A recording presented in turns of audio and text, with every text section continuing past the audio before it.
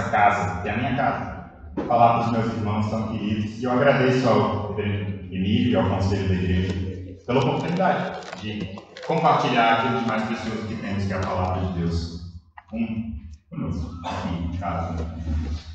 Queria convidar os irmãos, então, a abrir a palavra de Deus na segunda epístola de Pedro, capítulo 3, versículos 14 a 16. Segunda epístola de Pedro, lá no finalzinho da Escritura, capítulo 3, versículos 14 a 16. Diz assim a palavra de nosso Senhor: por essa razão, pois, amados, esperando estas coisas, empenhai-vos por serdes achados por Ele em paz, sem mácula e irrepreensíveis.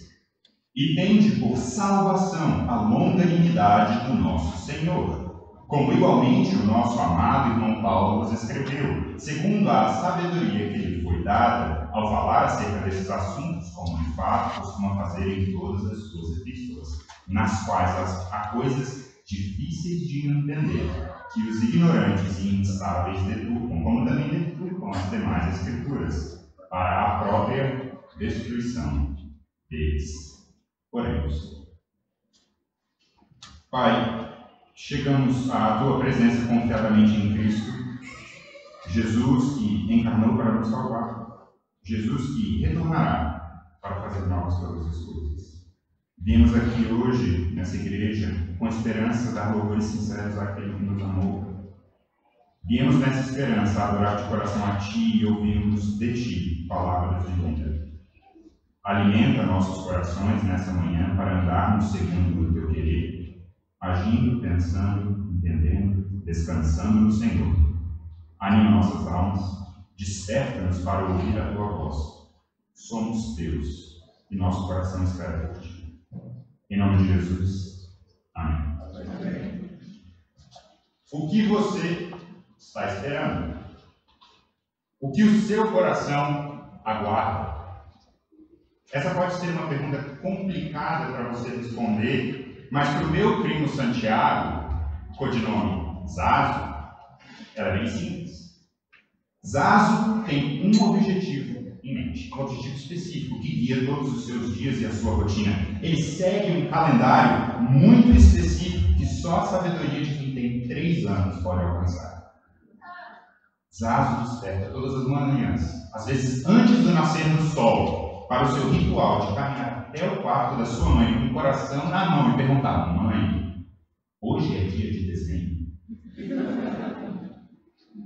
O calendário zaziano gira em torno dessa regra bem específica.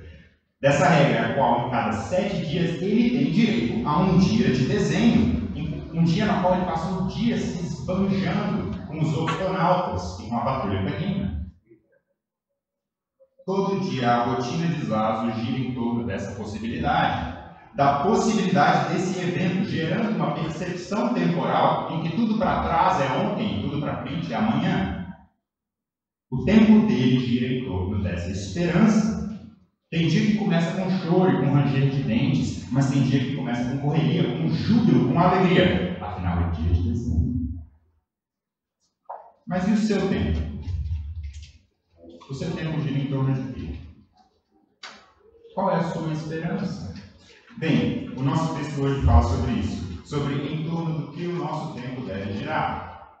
Nessa passagem, Pedro nos fala sobre como tudo o que ele tem nos ensinado acerca do futuro impacta a nossa vida hoje.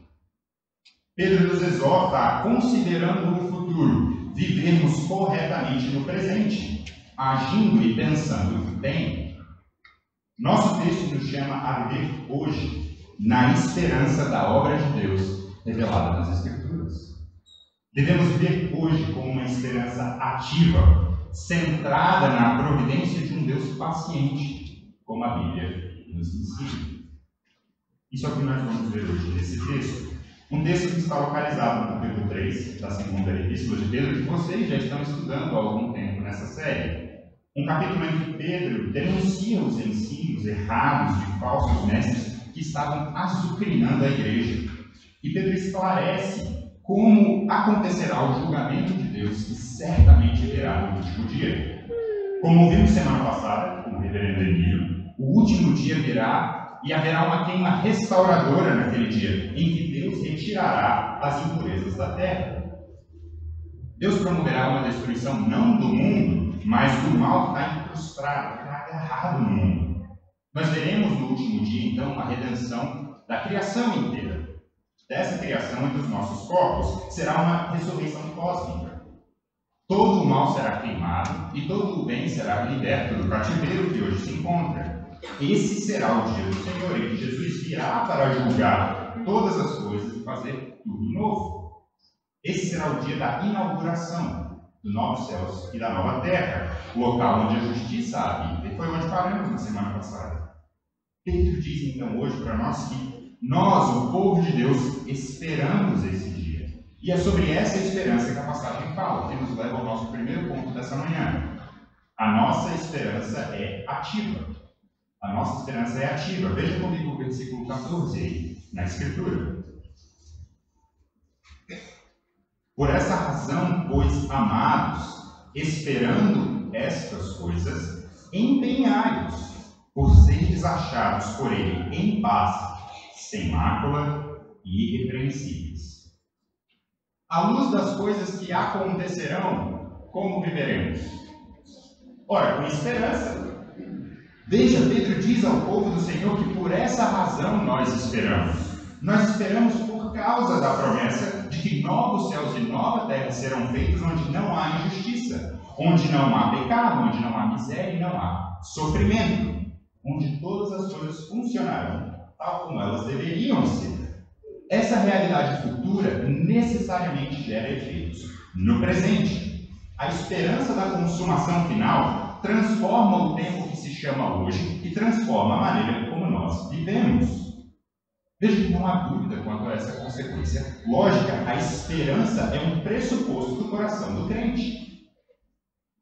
O povo de Deus, ao ouvir sobre o dia do Senhor, sobre a promessa de um novo mundo onde o mal será extinto, onde iremos morar eternamente com Deus, necessariamente espera por isso, vive aguardando isso, esperando essas coisas, como ele diz. O tempo do coração do crente gira em torno do dia do Senhor, despertando todos os dias esperando por esse dia. Essa esperança é a marca da identidade do crente em Cristo. E Paulo afirma isso em Romanos 8, quando ele diz que sabemos que toda a criação a um só tempo geme e suporta angústias até agora. E não somente ela, mas também nós, que temos as primícias do Espírito, igualmente gememos em nosso íntimo, aguardando a adoção de filhos, a redenção dos nossos corpos, porque na esperança fomos salvos. Paulo nos diz isso. Portanto, a esperança definitivamente faz parte de um coração transformado. Mas qual é a aparência dessa esperança? Será que ela é um otimismo irreal? Será que a nossa esperança é uma cegueira deliberada às mazelas desse mundo, olhando só lá para frente, só lá no futuro? Como nós devemos esperar? Como nós devemos viver de fato essa esperança hoje, no nosso tempo? E é isso que Pedro nos explica.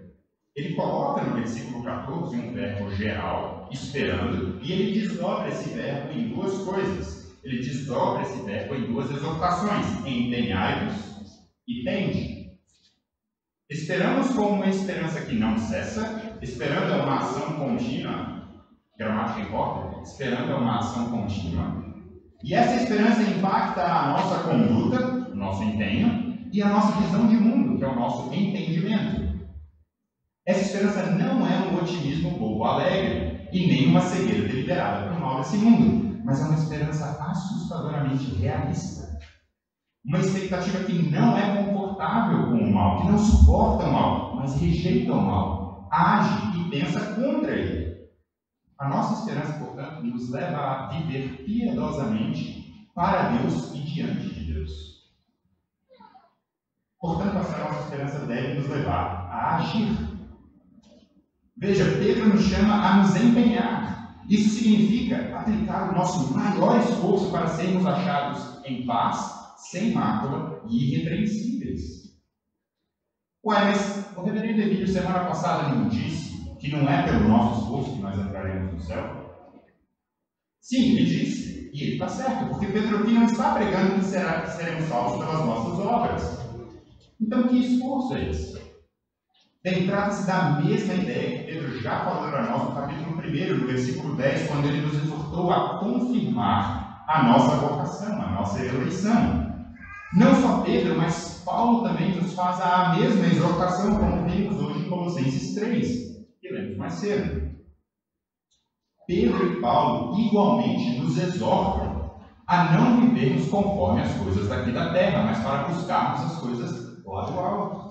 Nosso esforço não é a motivação de sermos aceitos por Deus, de sermos salvos por Deus, mas porque já fomos salvos, porque nós já fomos aceitos, passamos a viver conforme a vontade de Deus. Vivendo então diante de Deus, nos esforçamos para fazer morrer a nossa natureza terrena e agir intencionalmente conforme o homem que se renova segundo a imagem daquele que nos criou. Esse esforço, portanto, é a marca de uma fé genuína. O nosso esforço, portanto, é uma esperança verdadeira. O nosso esforço é a marca de um coração transformado que vive com base na realidade que há de vir. Quando eu era criança, eu adorava ir ao acampamento de Gileade da Igreja Presbiteriana de Brasília. Lá tinha campo de futebol, tinha piscina, tinha basquete e diversão muito, como diz o pastor de vocês. Certo ano, alguém colocou um Spiroball lá, e se você não está familiarizado com essa maravilha da engenharia lúdica, trata-se de um poste com uma corda amarrada em cima e a outra ponta, uma bola em formato de pino, se é que podemos dizer assim, amarrada na outra. Há uma maneira correta de jogar o jogo, em que duas pessoas ficam posicionadas em lados opostos do poste, socando a bola, vendo quem consegue enrolar a corda primeiro nesse poste. No entanto, eu, um ser subversivo de 11 anos, considerava essa alternativa pouco criativa.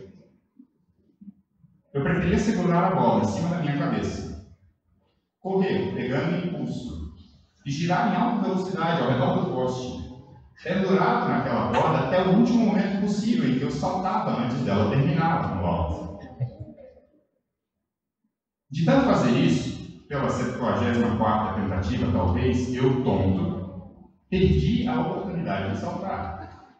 Minhas mãos ficaram presas na corda, eu dei uma baita cabeçada no poste, formando um galo e fiquei parecendo uma pinhata humana pendurada nesse poste. Eu não queria jogar do jeito certo e acabei pagando preço. Em tudo, meus irmãos, há um jeito certo de jogar. Existe um jeito certo de viver. Viver do jeito errado vai machucar. Viver do jeito certo é viver do melhor jeito. Viver do jeito certo é viver uma vida de verdade, com tudo o que há de melhor. Viver do jeito certo é viver em santidade. Viver do jeito certo é viver conforme a vontade de Deus.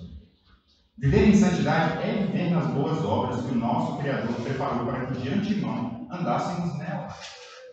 Esse mesmo Criador também prepara os novos céus e nova terra que tanto esperamos. E viver do jeito certo, portanto, já é treinar para viver nesse mundo que virá. Já é viver uma vida em expectativa, uma prévia, é experimentar agora um aperitivo da alegria de um coração liberto do mal, assim, não de forma perfeita hoje, mas experimentando pitadas desse novo lugar, já deste lado da história. Se você está em Cristo, se você é povo de Deus, você já é cidadão desse novo mundo. Pedro está te chamando, então, a esforço diligente de viver de acordo com a nossa realidade última, com a nossa realidade verdadeira, do jeito certo, no estilo de vida da nossa pátria. Vivermos de acordo com a justiça é marca da cidade celestial que nos aguarda, como Paulo diz em Filipenses 3, que, quando ele afirma que a nossa pátria está nos céus, de onde nós também esperamos o nosso Salvador, o Senhor Jesus Cristo. Essa forma de viver da nossa pátria nos reveste, então, de uma vestimenta impecável, de uma roupa de gala incrível, uma vestimenta sem manchas e sem defeitos, como Pedro coloca no nosso texto, sem mácula e irrepreensível. E a escolha das palavras aqui não é por acaso. Pedro está conectando a nossa esperança hoje com o Antigo Testamento. Lá no Antigo Testamento havia um sistema de sacrifícios no templo em que os animais oferecidos deveriam ser sem manchas e sem defeitos. Eles não podiam ter qualquer tipo de mácula. Deus é perfeito e Ele demanda essa perfeição. Nós, por nós mesmos, não conseguimos alcançar isso. Precisamos de alguém que nos dê essa roupa. Por isso, Pedro usa a linguagem dele, nos achar sem defeito. O único sem defeito é Cristo, e o Novo Testamento aplica essa mesma linguagem de sem manchas, e sem defeito, sem mácula e irrepreensível a Cristo. Porque Ele é o único Cordeiro sem defeito. Ele é o Cordeiro de Deus que tira o pecado do mundo.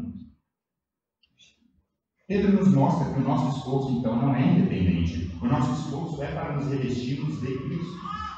É nos esforçarmos para sermos achados nele, sermos encontrados em Cristo. Não é pela nossa força braçal que nós abriremos os portões da Nova Jerusalém. Todo o nosso esforço é dependente daquilo que Deus já fez por nós. A nossa esperança olha, portanto, para frente e olha para trás. Nós só podemos esperar o que virá, porque Deus já fez algo por nós. Nossa perfeição só existe em Cristo. Cristo é quem abre os portões da nova cidade, por dentro, e nos recebe em seu reino. Deus nos chama ao esforço, então, porque Cristo nos habilita. Por meio do seu perfeito sacrifício, há uma vida de obediência a Deus. Só há obediência verdadeira em quem está em Cristo. Paulo e por Pedro, também em Colossenses 1, quando ele afirma que Jesus nos reconciliou no corpo da sua carne, mediante a sua morte, para apresentar-nos diante dele, para sermos encontrados nele, santos, inculpáveis e irrepreensíveis. Nós só podemos obedecer, nós só podemos agir em esperança, porque Cristo nos salvou, porque Jesus tornou a nossa obediência possível. Por isso o nosso esforço não é só possível, como ele também não é vão. Veja, talvez aqui você ache que todo esforço que não é perfeito não vale de nada. Portanto, se Deus nos chama a um esforço que eu não posso cumprir de maneira perfeita, então Ele talvez seja cruel e duro comigo. Porém, eu queria que você considerasse o valor do esforço obediente. Esses dias eu tenho pensado muito sobre paternidade e sobre obediência. Imagine você um belo sabadão de manhã, dia tranquilo, você pai, você mãe, você vê o seu filho e pede para ele arrumar o quarto dele. Digamos que ele tem uns 10 anos, você pede para ele arrumar o quarto dele. Você sabe que ele tem tempo naquela manhã e que aquilo vai ser bom para ele, porque ele vai viver num ambiente minimamente civilizado e aquilo vai criar caráter e disciplina no seu filho. Seu filho ouve e ele vai sem reclamar. 20 minutos depois ele volta dizendo o que fez e você faz aquilo que é óbvio. Você vai lá conferir. Chegando lá, você observa um ambiente civilizado, um ambiente organizado. A roupa que estava no chão agora se encontra no armário e a toalha molhada em cima da cama agora está pendurada no banheiro. Bem, o lençol ele está aparecendo um pouquinho debaixo do cobertor e o cobertor também é amarrotado. Uma gaveta está cheia demais, outra gaveta está vazia demais. Os brinquedos não estão no local esperado, mas todos eles estão em caixas. Você vira para o seu filho e o seu filho sorri, esperando a sua resposta ao esforço que ele fez. O que você faria? Você daria uma bronca homérica no seu filho porque ele não conseguiu dobrar aquele lençol de plástico impossível que só os profissionais conseguem?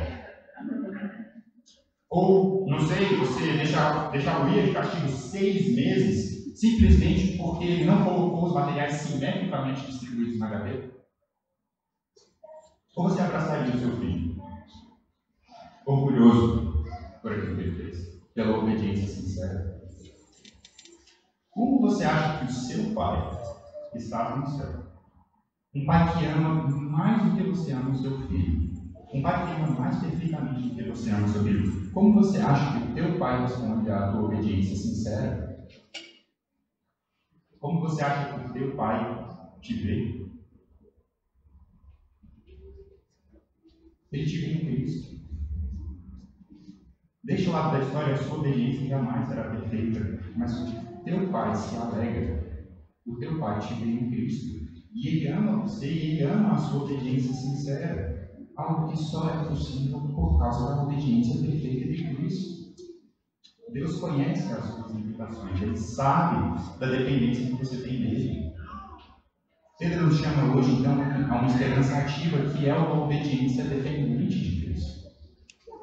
É um chamado para nos vestirmos de Cristo, colocando a roupa da nossa pátria. É um chamado, hoje, a uma vida de santidade, que é a forma de viver do crente nesse tempo.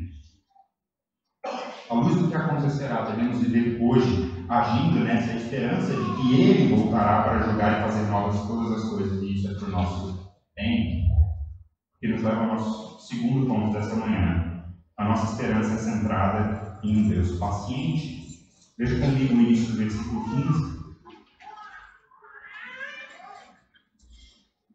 E tende por salvação a longanimidade do nosso Senhor. E tende por salvação a longanimidade do nosso Senhor. Vivemos em uma esperança ativa, vivemos em obediência a Deus, mas como nós pensamos, como nós enxergamos a realidade, como entender esse tempo em que vivemos? Nossa esperança e todo o nosso esforço só fazem sentido quando centrados em Deus, um Deus amoroso, um Deus que é paciente. Pedro nos mostra que a nossa esperança deve nos fazer entender esse tempo tendo Deus no centro. Deus conduz a história, Deus conduz tudo o que há para a salvação do seu povo. E Paulo também afirma isso quando ele diz que todas as coisas cooperam para o bem daqueles que amam a Deus, daqueles que são chamados segundo o seu propósito. Veja, a nossa esperança ela não é somente ética. A nossa esperança faz diferença também na maneira como nós enxergamos o mundo e tudo o que existe. Nós somos de Deus e nós vivemos a independência dele. Nós esperamos em Deus e nós confiamos nele. Deus é quem detém o protagonismo da história. O juízo de Deus que será consumado no último dia, ele é certo. Ele já nos disse como isso acontecerá, não só no aspecto moral, mas também no histórico. Ele literalmente já nos disse como essas coisas se darão. E tudo que ocorre, e tudo o que ocorrerá é para o bem dos seus filhos. A mão de Deus age para o bem dos seus filhos. A paciência de Deus é salvação, porque Deus aguarda todos os seus. Todas as suas ovelhas, chamadas antes da fundação do mundo, chegarem ao arrependimento. Nenhuma delas se perderá. Jesus prometeu que todas as que o Pai lhe deu, ele guardará. Toda a história é conduzida pela ação de Deus para o bem do seu povo. Hoje é manhã de Natal. Hoje nós celebramos isso. Hoje vai ser um dia de recolher as sobras de ontem no almoço que mistura no mesmo prato Chester e resto de pavê. Pavê o qual sim comeremos, dada a sua finalidade. Quem não entende? O dia de hoje é somente um dia. É uma data em si, não há nada nessa data em si. Mas o sentido do Natal é sim importante. O sentido do Natal é sim fundamental. E o sentido é esse. Nós celebramos hoje a mão de Deus agindo na história para a salvação do seu povo. Nós lembramos hoje do nascimento de Jesus que veio para nos salvar. O Natal nos lembra hoje do grande marco central da história, prometido por Deus em sua palavra e cumprido na sua providência. O Natal marca a ação de Deus ao enviar Jesus ao mundo para morrer por nós naquela cruz, para nos livrarmos do pecado de uma vez por todas e nos reconciliar em paz com Ele. Por isso, celebrar o Natal é esperança. Celebrar o Natal não é só olhar para trás, mas é olhar para frente também, porque esse marco histórico que celebramos lá atrás aponta para o último marco da história. O dia que Jesus retornará para fazer novas todas as coisas. Portanto, celebrar o Natal é celebrar que a nossa esperança é histórica. A nossa esperança não é vazia, a nossa esperança não é utópica, mas ela é real, ela é concreta, ela é certa. Essa esperança muda como vemos o mundo como um todo, tudo que está à nossa volta no espaço-tempo. É uma esperança que muda como vivemos, é uma esperança que muda como pensamos, é uma esperança que muda como entendemos tudo o que há no nosso tempo. Uma das coisas que eu mais sinto falta de Brasília é ouvir as rádios daqui. Eu adorava ouvir rádio enquanto dirigia por Brasília. E como eu tenho uma alma um tanto quanto velha, eu tinha duas opções no meu carro. Ou era CBN ou era Antena 1. Dependendo do meu humor. Num dia que eu estava mais chato, eu ouvia CBN. Num dia que eu estava melhorzinho, eu ouvia Antena 1. E eu confesso que eu ouvia CBN demais. Meu horário de almoço era marcado por aquele sommelier com dicas de vinho, que eu sempre tentava lembrar as dicas e eu sempre errava no mercado. Porém, não raro, havia a introdução do filósofo Cortella. Talvez você já tenha ouvido ele. Se você nunca ouviu, pense numa espécie de biscoito chinês auditivo. É isso que acontece na rádio. Ele decola com uma frase pseudo-polêmica, seguida de várias palavras complicadas, arranjadas e conectadas de maneira ligeiramente fora do comum, salpicadas por citações sofisticadas de filósofos gregos obscuros, aterrissando em uma conclusão com alta densidade de senso comum. Mas o que eu gostava mesmo era o seu encerramento, sua chave de ouro, a famosa frase de efeito: é tempo para o conhecimento. Pedro nos diz hoje que é tempo para a salvação. Pedro nos traz sabedoria de verdade. E Pedro nos mostra que a principal característica do nosso tempo é ser tempo de salvação. É tempo de salvação. E Pedro nos exorta, nos lembra que a paciência de Deus é um fator fundamental da história. A paciência de Deus é misericórdia. A sua paciência é a causa de não sermos consumidos hoje. Pedro nos alerta, a paciência de Deus concede oportunidade nesse tempo que se chama hoje. Oportunidade para o arrependimento. Hoje é tempo de graça e misericórdia. Hoje é tempo de salvação. Se você veio aqui pela primeira vez, ou se você foi convidado por alguém nessa data especial de Natal, eu quero pedir para que você considere a sua posição diante de Deus. A Bíblia nos diz que Ele concede tempo hoje para que você ouça a chamada do Evangelho. Todos nós somos pecadores, todos nós enfrentaremos o juízo. Nenhum de nós pode evitar se apresentar diante de Deus. Nenhum de nós traz justiça em si mesmo. Porém, existe alguém que pode te representar. Existe alguém que pode te salvar no dia do juízo, se chama Jesus. Tudo o que você precisa é reconhecer a sua necessidade dele, entregar a sua vida a ele. Ele te chama hoje para servir, para você vir. Se arrependa dos seus pecados. Entregue a sua vida a ele. Considere sinceramente no seu coração essa chamada. A paciência amorosa de Deus te concede uma nova oportunidade hoje para a reconciliação. Ele te concede hoje uma nova oportunidade para a paz. Não perca a oportunidade de agarrar a mão estendida do Salvador hoje. O que você demora? O que te impede de vir? Igreja, vocês que estão em Cristo hoje, vejam que esse texto é puro combustível para o evangelismo.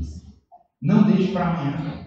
Aproveite a oportunidade que Deus dá hoje de reconciliação. Vivemos na oportunidade da salvação plenamente revelada, plenamente acessível. Vivemos no tempo em que o caminho está aberto para a vida eterna. E esse caminho se chama Jesus. Anunciem as boas novas. Anunciem a boa nova de um Deus amoroso que concede esperança real em Cristo. Hoje é tempo de salvação e Deus revela isso a nós na Bíblia, o que nos leva ao nosso último ponto desta manhã. Nossa esperança é firmada nas Escrituras. Nossa esperança é firmada nas Escrituras. Veja comigo o restante do versículo 15 e o versículo 16. Tende por salvação a longanimidade do nosso Senhor, como, igualmente, o nosso amado irmão Paulo nos escreveu, segundo a sabedoria que lhe foi dada, ao falar acerca desses assuntos, como de fato costuma fazer em todas as suas epístolas, nas quais há certas coisas difíceis de entender, que os ignorantes e instáveis deturpam, como também deturpam as demais escrituras, para a própria destruição deles. Irmãos, vivemos hoje na esperança que impacta o nosso agir e o nosso pensar, a nossa conduta e a nossa maneira de enxergar o mundo. Vivemos então no tempo da paciência de Deus, tal como vemos esse mundo, e tudo isso nós sabemos apenas porque Deus nos revelou na Escritura. Deus nos disse em sua palavra. Pedro prossegue escrevendo aqui sobre aquilo que Paulo escreveu. Pedro afirma que Paulo escreveu com sabedoria sobre esses assuntos em todas as suas epístolas. Esses assuntos são as coisas pelas quais a igreja espera. Sobre a esperança do juízo final, sobre a esperança da criação de novos céus e nova terra. Pedro diz que Paulo escreveu sobre a mesma esperança e com sabedoria que literalmente foi entregue, uma sabedoria que literalmente foi dada por Deus. Pedro afirma que a sabedoria de Paulo foi um presente de Deus para a igreja. Mais que isso, Pedro afirma que há uma unidade entre o ensino de Pedro e o ensino de Paulo. Veja, ele diz igualmente como Paulo, o que eu recebi, eu também vos entreguei. Paulo fala com uma sabedoria que lhe é particular, mas o cerne e o conteúdo de Pedro e Paulo são o mesmo. Apesar das diferenças de estilo, de personalidade dos autores, toda a escritura é consistente e proclama a mesma mensagem. É isso que Pedro nos diz. Pedro diz que o ensino apostólico, portanto, ele é unido no mesmo sentido, de forma que o nosso agir e o nosso pensar devem ser direcionados para aquilo que Deus é, para aquilo que Deus faz e para aquilo que Deus fala. Mas ainda, Pedro identifica os escritos de Paulo como escrituras, vocês perceberam isso? Os falsos mestres deturpam Paulo, assim como eles deturpam as demais escrituras. Pedro está usando linguagem específica, ele está falando de revelação, ele está falando de cânon, ele está falando daquilo que foi dito por Deus, ele está falando de Bíblia. As demais escrituras se referiam a todo o Antigo Testamento e os escritos de Paulo estão na mesma categoria, com a mesma autoridade. Pedro afirma que os escritos de Paulo eram Bíblia, eram palavra de Deus. A sabedoria de Paulo e as exortações de Pedro, portanto, ambas são obras do Espírito Santo. Deus usou a capacidade de ambos os servos para nos comunicar, para dizer à igreja a esperança que temos. No entanto, veja que nem tudo na Escritura é óbvio. Esse texto é bem consolador, eu acho, para a maioria de nós. Nem tudo é óbvio. Há coisas mais simples, há coisas mais complexas. Pedro reconhece que quando Paulo escreve, há coisas difíceis de entender, coisas complicadas. Isso deve ser um alívio para a gente. É um alívio para mim, porque se Pedro achou difícil, acho que bem, eu acho que bem. Irmãos, muitas vezes nós lidamos com a Bíblia como se tudo fosse óbvio, como se tudo fosse claro, como se tudo fosse ali, à nossa frente. Vejam o que Pedro diz: há coisas mais claras e há coisas mais difíceis de compreender. Não trate tudo como se fosse a mesma coisa. Há textos mais claros que outros e é uma boa prática usar esses textos mais claros para explicar os mais difíceis. Ademais, todos nós temos as nossas limitações. Todos nós estamos numa trajetória de aprendizado. Existem coisas mais fundamentais e mais claras na fé cristã e existem outras que não são tão assim e há dificuldade de consenso. Cuidado, você não sabe aquilo que você não sabe. Devemos ter esse texto em mente, tratarmos uns aos outros em amor, em humildade, com honestidade sobre as nossas limitações.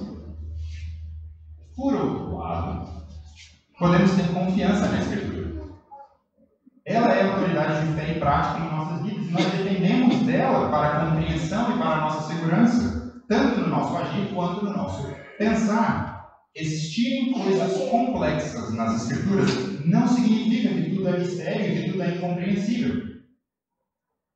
Deus não nos revelou apenas coisas fáceis de entender. Deus nos deu coisas difíceis. Nem tudo é leite, tem carne também aqui no meio. Somos chamados a pensar, somos chamados a crescer. E existem coisas que não foram reveladas por Deus, e nisso nos calamos. Mas tudo o que nos foi revelado, tudo que Deus nos revelou, Ele nos deu a oportunidade de conhecer, de sabermos, de estarmos seguros nisso, tendo a nossa esperança firmada nas Escrituras. Vejam como isso é verdade na sequência. Pedro afirma existirem coisas difíceis de entender, as quais os falsos mestres deturpam. Ora, eu só posso saber se algo foi deturpado se eu sei o significado certo. Certo?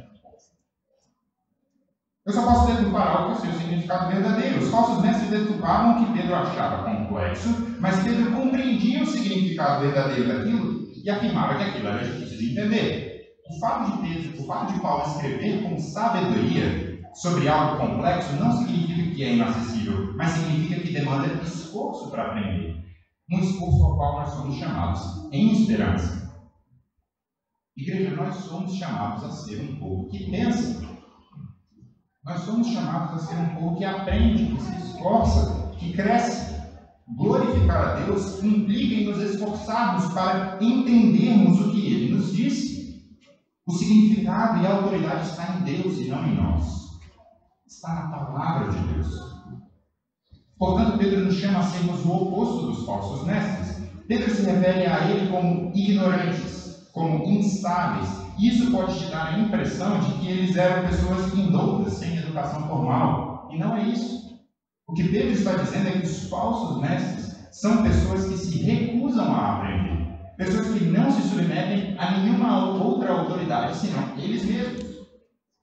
São pessoas que não crescem, são pessoas que não querem crescer e são agitadores do rebanho.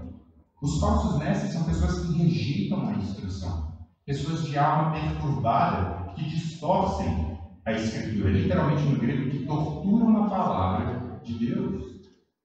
Pedro está dizendo que os falsos mestres aqui são lobos que querem tirar vocês do caminho da esperança.